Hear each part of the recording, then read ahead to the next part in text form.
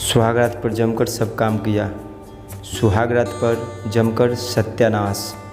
Hello दोस्तों, मेरा नाम किरण है और मैं मध्य प्रदेश से हूँ। मैं इस समय 24 साल की हूँ। ये कहानी आज हिंदी में आपके लिए लेके आई हूँ। ये 4 साल पहले की बात है। तब मेरी शादी हुई थी। मेरा बदन तब एक फूल की पंखुड़ी के जैसा कच्चा था। मेरा फिगर भी तब अच्छा था। मेरे पति का नाम मनोज है, जिसका बदन शादी के समय से ही भारी था। मैं शादी के दिन के काफ़ी थक गई थी, तो इसलिए मेरी आंख जल्दी लग गई और मैं नींद की आगोश में चली गई। और नींद में ही मुझे अचानक कुछ महसूस हुआ। मैं जब चौंक कर उठी तो मेरे पति मेरे पास बैठे थे और उसका हाथ मेरी पीठ पर था। उनकी आंखें में देखने की मेरी हिम्मत नहीं थी। मुझे बहुत ही शर्म आ रही थी और शायद वो भी मेरी हालात को समझ रहे थे।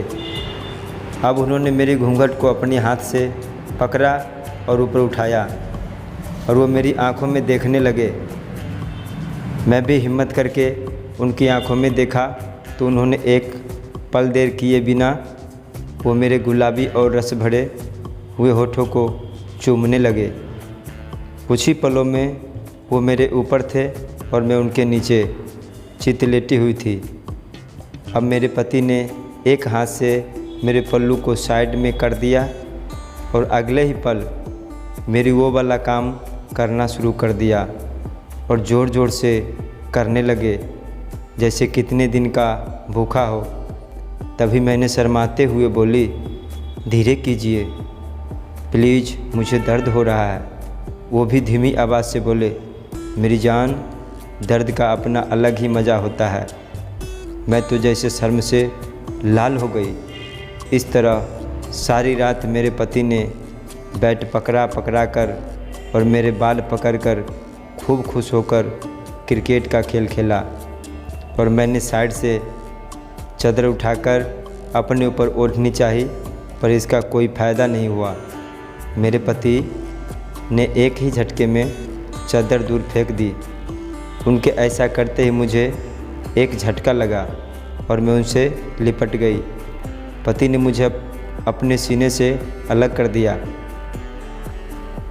सुनील ने जैसे ही मेरी इस हरकत को देखा तो वो तुरंत अपने घुटनों की बल आ गई और नीचे खिसका दिया।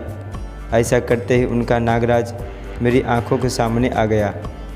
उनका नागराज लंबा तो था ही, पर वो थोड़ा टेढ़ा भी था, जिसके कारण वो बहुत ही डरावना सा लग रहा था। तभी मेरी गुफा में पानी बहना शुरू हो गया और सुनील सिसकियाँ लेते हुए मेरी गुफा में ही पानी गिरा दिया। उनके नागराज से गरम गरम कमर कस की पिचकारियाँ मुझे साफ महसूस हो रही थी। सुनील ने मेरे अंदर अपना बुलबुला गिरा दिया और उसके बाद भी वो अगले मिनट तक मुझे करते गए। और बाद में जब वो मेरे ऊपर से हटा तो मेरी गुफा खून से सनी हुई थी। सुनील के मोटा नागराज ने मेरी सामान का बाजा बजा दिया था। कहानी कैसी लगी कमेंट में ज़रूर लिखना। नोट, इस कहानी के सभी पात्र और घटनाएं काल्पनिक है। इसका किसी की ज़िंदगी धर्म समुदाय से कोई संबंध नहीं है। अगर इसका किसी की ज़िंदगी से मेल होता है तो यह संयोग माना जाएगा। हमारा मकसद किसी की भी भावनाओं को ठेस पहुंचाना बिल्कुल नहीं है। धन्यवाद।